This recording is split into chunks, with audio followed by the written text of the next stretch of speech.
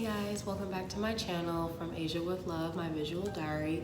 So I wanted to chat with you guys today since it's been a while since I've been on here, but wanted to talk to you about a more personal topic that I touched upon briefly in my prior video, and it's my struggle with my mental illness. And as you all know, I do suffer from depression and anxiety and have been since I was a teenager. I'll use this video to kind of go a little bit more deeper into what happened when I was a teenager and how it correlates now as an adult. I would say everything really kind of began and started at 13. Around that time, my mom was dating a certain guy, and let's just say that it was not the best situation for us both. He was very toxic. And even though that she eliminated him from our lives and we moved on, his impact was still there. And the mental and emotional abuse made a large enough impact on me once I got into high school. And when I got into high school, I ended up going to a private Catholic school in Atlanta. So that was completely different for me since I had never been in a private school at all, let alone Catholic. So my first year, I didn't adjust very well because it was a completely different environment. I was around very excelling individuals, people who exceeded in not only academics but athletics as well. And they were the all-around great student that would get the scholarships and also go on to great colleges or had certain colleges lined up for them already. And from there, I just started to compare myself to them and put my value next to theirs. So that I started to deteriorate internally and just completely vanish. I lost a sense of who I was at that school, and that was where I think my cry for help came out. But the problem is that at that time, most people really shrugged it off, and most people didn't take my pleads of saying, no, I really am sad and I'm not happy. They thought of it just as, oh, you're just not adjusting well, or you're just stressed out, like, oh, you'll be fine. Oh, you'll be fine. That's always been one thing that I've heard when I was dealing with it, is that, oh, you'll be fine. I internalized that into, well, if I'm not physically hurt or something is made, someone is dead in my family or something that is like so traumatic in my life isn't happening, then I'm not worth the attention. So that's why I never spoke up about it. And it was like that for 3 years. I never said a word to anyone about what I was dealing with or how I had wished for numerous occasions I was dead, and I would physically hurt myself by cutting. I would cut my wrists. And it wasn't until I was 16, my mom was she was questioning me, and she ended up taking me to the ER after she had reached out to a couple of suicide prevention hotlines, and she told them about my behavior, and they said that we think that you would need to take her to the ER because she does sound suicidal. And that night, I remember being admitted into the hospital and kept overnight.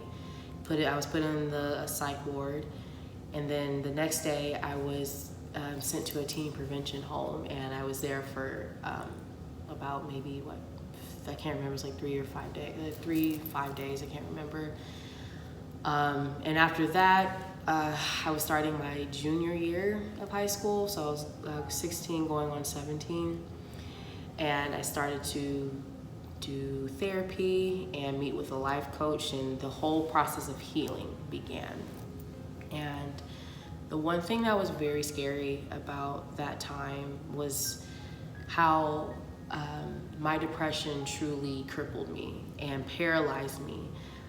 It was to the point that I physically would not want to get out of bed most days, and I would barely attempt to do anything with family, friends. I was so secluded into my head and so wrapped up into my own head, I lost a sense of reality. I really had a hard time trying to jump back into reality and jump back into facing my problems. So having to go from being normal, how from, let's see, the best way to describe this. I would say that for the longest, I internalized my depression into this is how it's supposed to be. I normalized it and thought that this is how I would live the rest of my life, is living in a fantasy world in my head and never attempt to go after my dreams. And then when you're jumped into having to deal with it, of course, the automatic reaction is to be, defensive and try to say, no, this is, I don't deserve to be happy. In my head, I'm telling myself, you don't deserve to feel like this. You don't deserve to achieve or feel happiness when you see any one of your friends or anybody in your family. You don't deserve that. And that was the constant fight of having to tell myself, no, I do. And I got through it.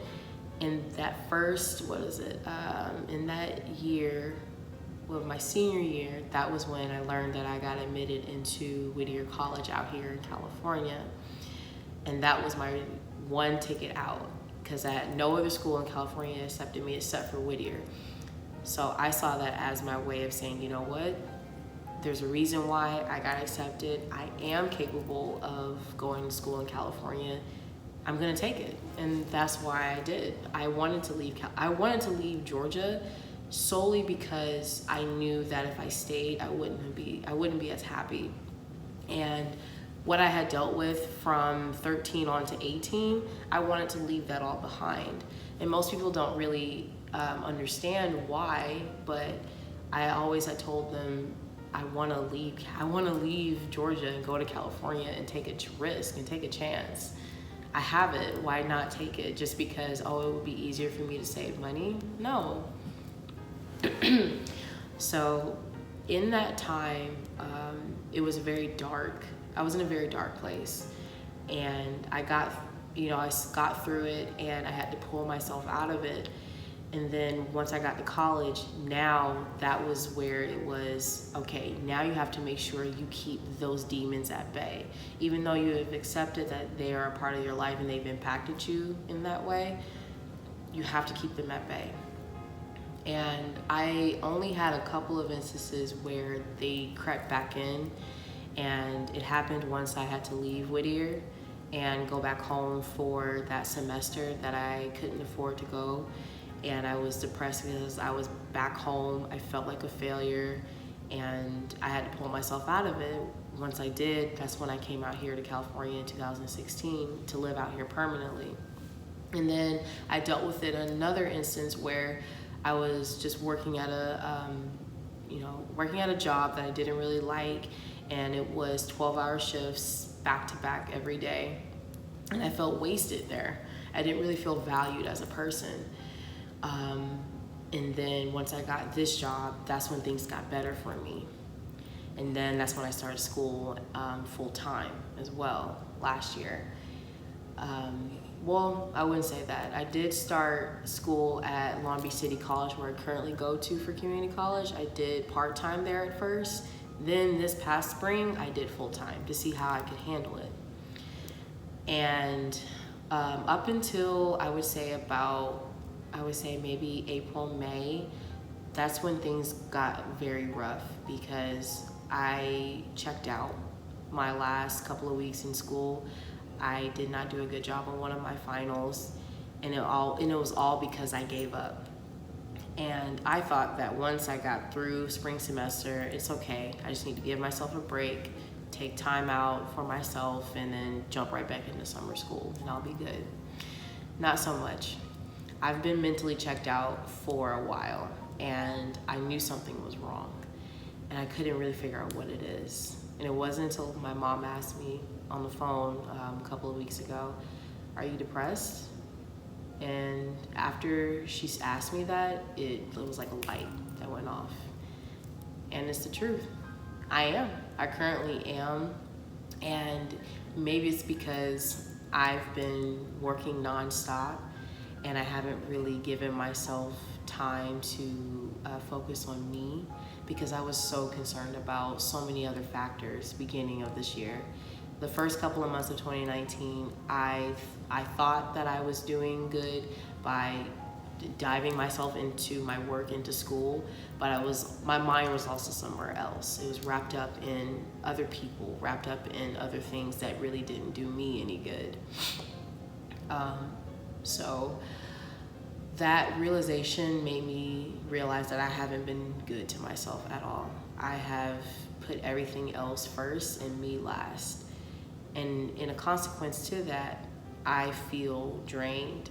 I cry almost every single night, hoping that it would make me feel better or relieving me of some pain, but I wake up not wanting to deal with it. And I just kind of put on a facade for work and just go about my day until I come home and just lock myself in my room. And it's not the healthiest, and I know it's not.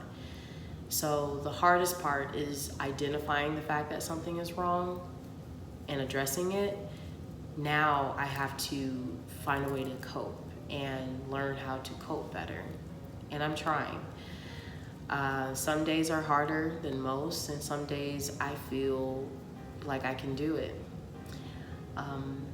But yeah, that's something that I've been dealing with for the past couple of months. And now knowing that that's what it is, it sucks, because I try so hard to keep it away and keep it at bay. But I have to forgive myself, knowing that I'm human and it is who I am. And this is something that I've been dealing with. I have to know how to block it out, or also channel it into something else.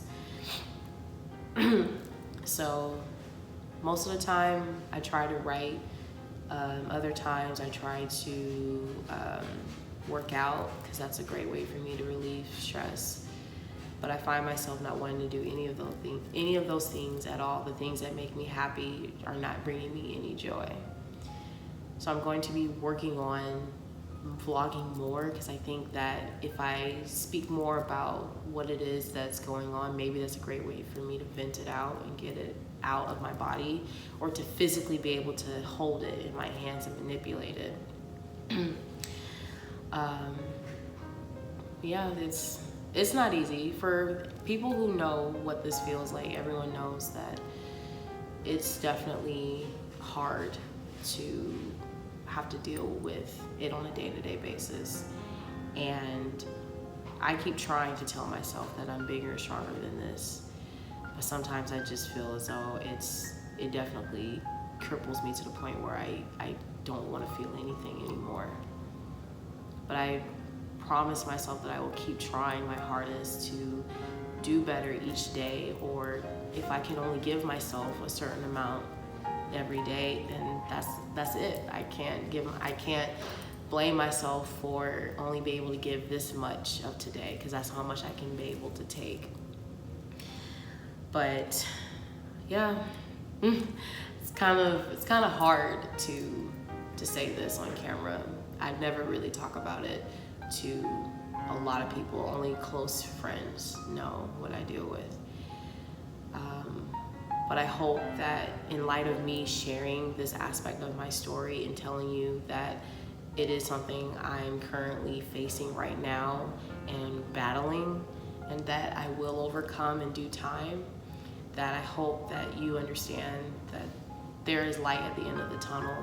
And even though it may seem dark now, that you can get through it and that you can persevere through it. Because I did live through this once and it didn't kill me. So obviously there's a reason why.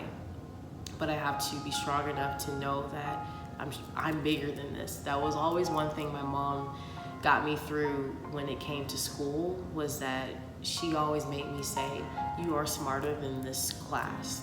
You are smarter than this project. You are smarter than this school year. You can get through it. And I'm bigger than this.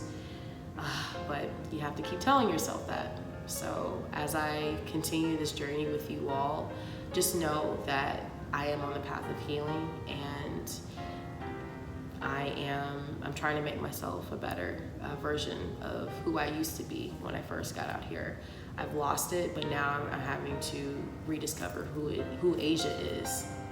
And if you want to reach out to me and talk more about my situation, or if you want to share what your story is to me, I would love to hear it. And I hope that I inspire you with my story, and I can't wait to see you guys again.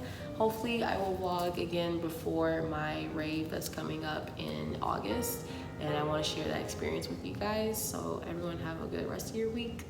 Bye.